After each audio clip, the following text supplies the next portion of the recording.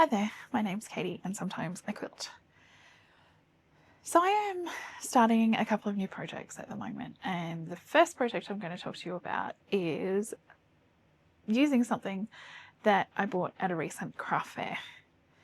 So I bought some stamps and some ink and a little suction handle thingy. Now, I really like them.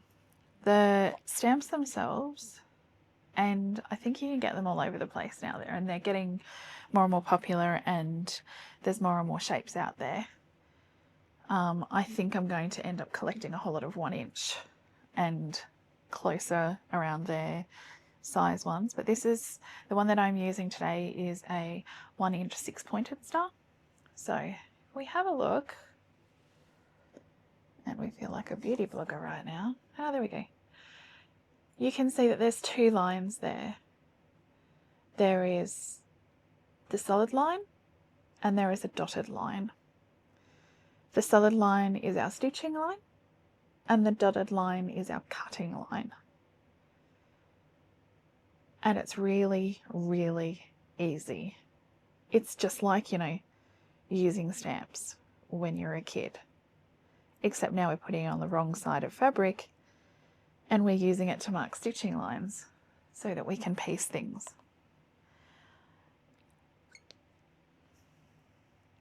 So it goes on like that. And I'm just using scrapbooking, I think people use it for. It is a fade resistant dye ink. I got the colour London Fog.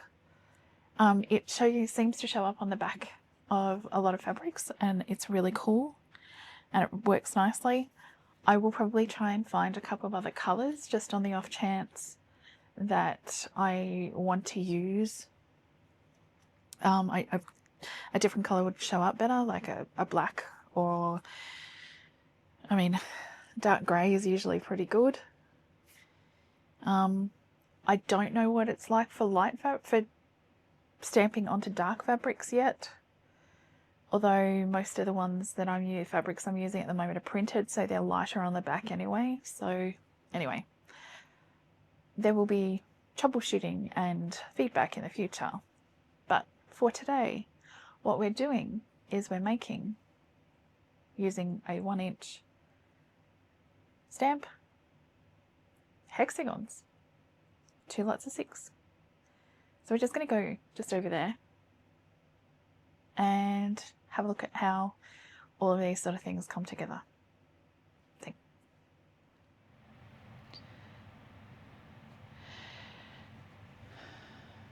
So I've got a few projects on the go at the moment, so I decided it was time to start a new one.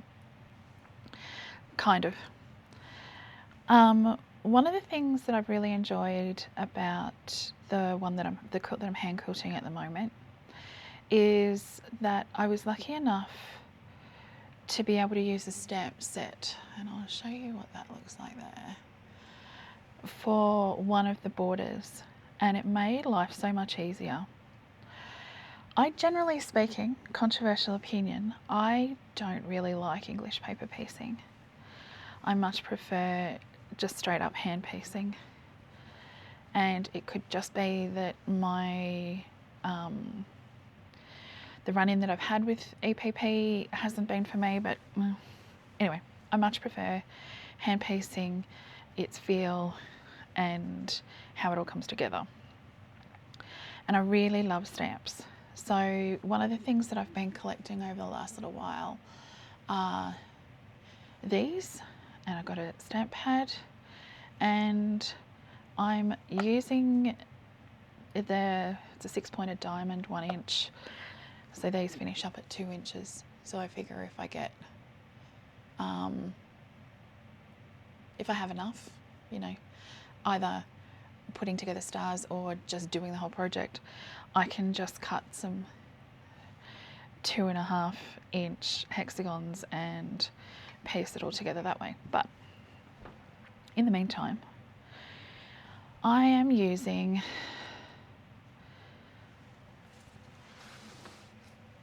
Yes.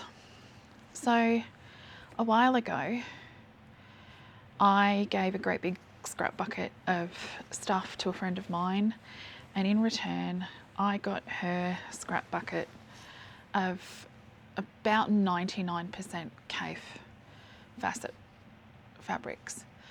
I'm, broadly speaking, not a huge fan of the fabrics. I'm really liking working with the quality of the fabric, and also because I'm just treating this as a straight up scrappy thing, it doesn't really matter whether everything clashes or doesn't. I'm only after a little bit of contrast with them, or a bit of contrast. So you take these ones as an example. I've got a black and white print and then one of the large scale prints around the outside. Now it could be that one, I don't know, or from that range, but yeah, I suppose for a long while I just saw CAFE facet fabrics as just cabbages, and cabbage is a vegetable, and sometimes vegetables need to stay vegetables, but I'm chopping it up small enough that I can't see what it is. Are there any fabrics that you just sort of, have never really vibed with, but then one day woke up and go, yeah, actually I wouldn't mind working with those? Anyhow, so I've got this big scrap basket that I am going to be turning into these. Now, I'm not, in my colour selection, I'm not being terribly precious about making sure everything matches. In terms of, probably is another black and white piece in the basket, but I couldn't find one. So I just put a slightly different one there and just made sure that it contrasted with whatever it was that I was using around the outside. So you'll see the star form, but it won't necessarily be uniform. The other thing that I'm doing as I go is I'm cutting a couple of extra ones because we'll need bits like that to fill in gaps around the way. So, just turn my iron on. So one of the things that I'm working on with this, and one of the reasons why I'm doing this, is because I need something that's mindlessly hand stitching. My applique I need to think about sometimes, and I need something that I don't need to think about at all beyond, oh look at that, I need to sew from point to point. And that's all I want to think about. So I think we might use that one next. So yeah. So from a quilting perspective, I have been getting a couple of tops ready to quilt, and I just need a little bit of handwork. Now,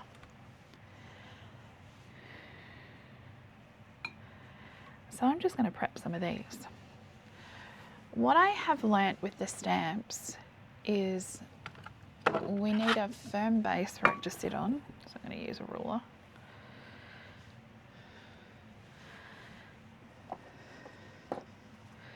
And then if I get the stamp, I've just pressed it so that I don't have any wrinkles appearing.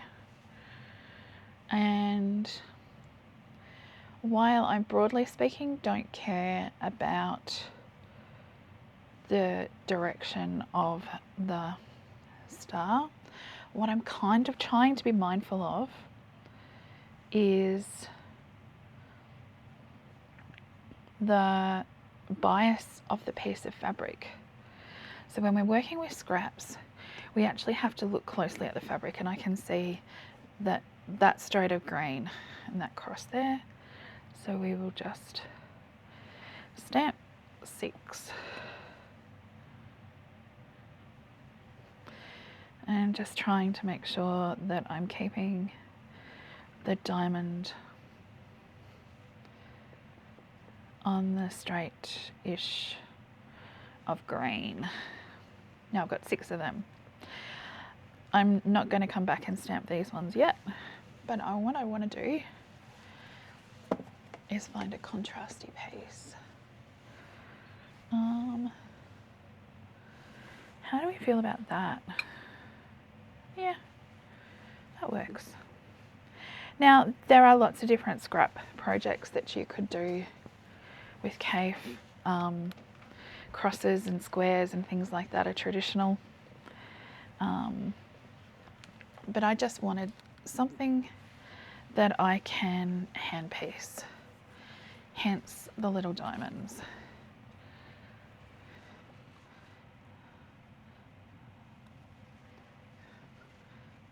2, 3, 4, 5, 6.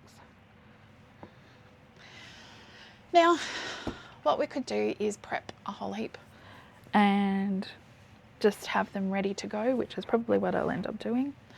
And I'm going to populate my little green basket with these, just so that I have a pile of them and they're ready for me just to pick up and go.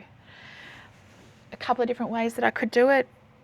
I could just spend time cutting out 6 and putting them in little groups of 6 and not worrying about coordinating the diamonds. But I need some to go out this afternoon. So I need to make sure that I've got some that will coordinate and that will work in the end. So that's what I'm going to be doing for the next little while. Should be fun.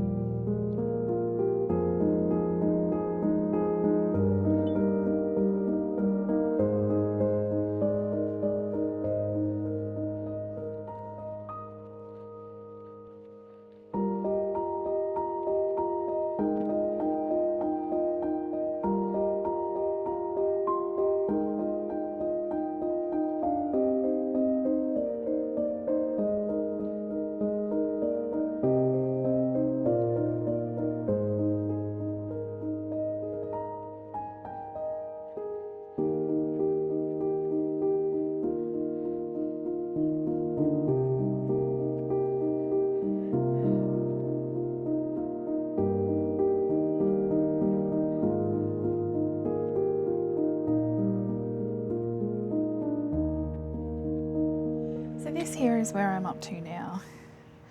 I've got a nice little pile of diamonds that I am clipping together in their groups of 6.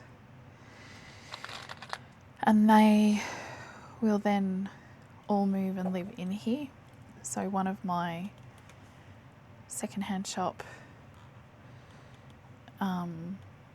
baskets. And they'll all go in there with some thread and some needles and some scissors and a needle threader. And then they can all live in there, and I'll grab a couple of pins and put them in.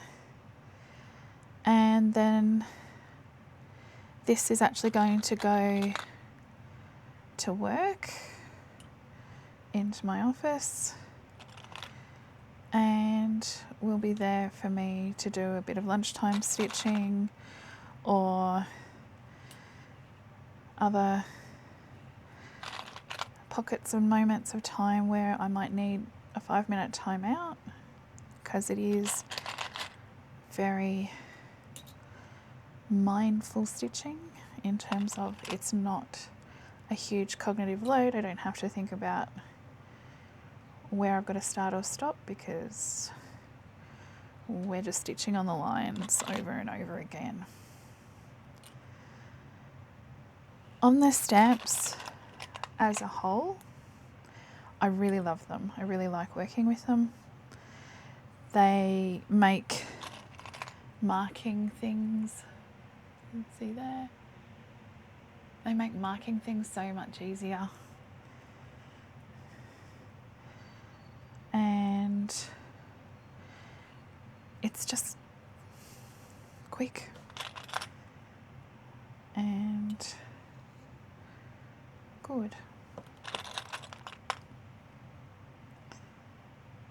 Don't know what my hair tie's doing there, but alright. So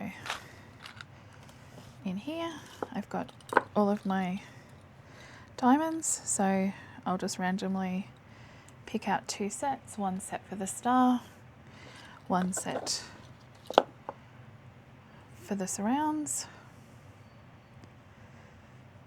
and stitch them all together.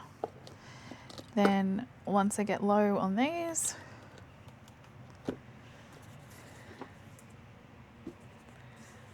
I've got a whole lot more scrap to go, and there is quite a bit of variety in there. So yeah, 10 out of 10, totally recommend swapping scraps with a friend. Have you ever swapped scraps with a friend? Because, you know, sometimes other people's fabric is much more interesting than your own. I'll see you next time. Bye.